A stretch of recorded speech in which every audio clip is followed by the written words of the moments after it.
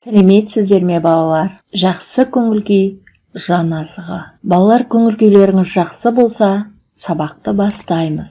Зат атауларын ата. Сөз ішінен дыбысының орнын анықта. Ірімшік сөзінде дыбысы сөздің басында, ортасында кездесіп тұр. Дүрбі сөзінде дыбысы сөздің аяғында кездеседі. Дыбысы сөздің барлық бөлігінде кездеседі. Қандай сұрағына жауап беретін сөздерді табу. Сөз ішіндегі дыбысының орнын анықтау. Қандай үй? Ескі үй. Қандай түлкі? Қызыл түлкі. Қандай ешкі? Қоңыр ешкі. Қандай сәйгүлік? Ақ сәйгүлік. Әліппе пәні 56-шы сабақ дыбысы және әрпі. Оқу бағдарламасына сәйкес күтілетін нәтиже. Оқу түрлерін қолданады, түсініп оқиды, дыбыстарды дұрыс дыбыстайды, оның мағынасын ажыратушы қызметін түсінеді, сызба, модель, сурет белгілері арқылы сөз, сөйлем, шағын мәтін құрастырады, сөйлемде бас әріптен бастап жазып, соңына тыныс белгілерін қояды. Көркем жазу талаптарына сай жазу жолы, жол аралығын, жолдың жоғарғы және төменгі сызықтарын сақтап, әріптердің өзара байланыс элементтерін жазады. Дамытушылық белгілі сызба бойынша сөз тіркестерін сөйлемдер құрайды. Сұрақтар мен сызбаның көмегімен мәтін құрайды.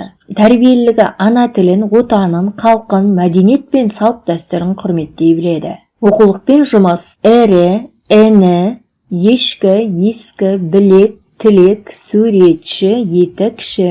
Салыстыр. Ыс, іс, тыс, тіс, ыстық, істік. Сыз, сіз. Қандай сұрағына жауап беретін сөздерді тап. Қандай? Ескі зат, ақ ешкі, сұр тышқан, қызыл етік. Бұл кім? Бұл бала. Ол не істеді? Сурет салды. Бірінші деңгей кім сұрағына жауап беретін сөзді тап. Кім? Суретші.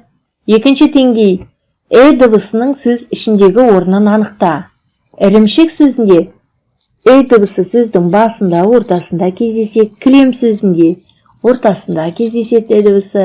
Елік сөзінде дыбысы сөздің ортасында, білім сөзінде дыбысы сөздің ортасында кездеседі. Дәптермен жұмыс.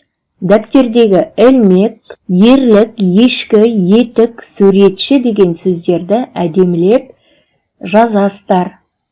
Кітаптан зит ірімшік алды деген сөйлемді көшіріп жазасыздар балалар. Сабақтың соңы. Бүгінгі сабақта мен не білдім? Дыбысын дұрыс дыбыстай алдым. Дыбысының сөз ішіндегі орнын анықтадым. Дыбысы бар сөздерді оқи алдым. Міне балалар, бүгін осымен сабағымыз аяқталды. Назарларыңызға рахмет. Сау болыңыздар.